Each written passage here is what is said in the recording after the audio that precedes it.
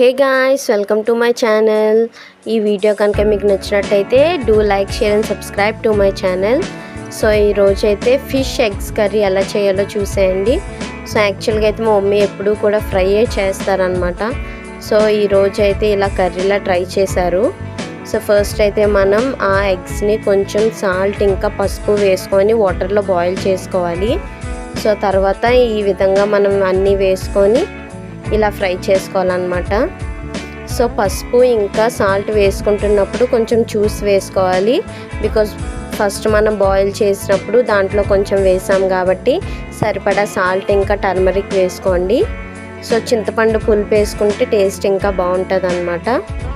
And కొత్తిమీర lovers ఎంతమంది ఉన్నారో కమెంట్ చేయండి. సో మా ఇంట్లో అయితే కంపల్సరీ ప్రతి దాంట్లోని కొత్తిమీర ఉండాలన్నమాట. మా డాడీకి చాలా ఫేవరెట్ కొత్తిమీర అంటే.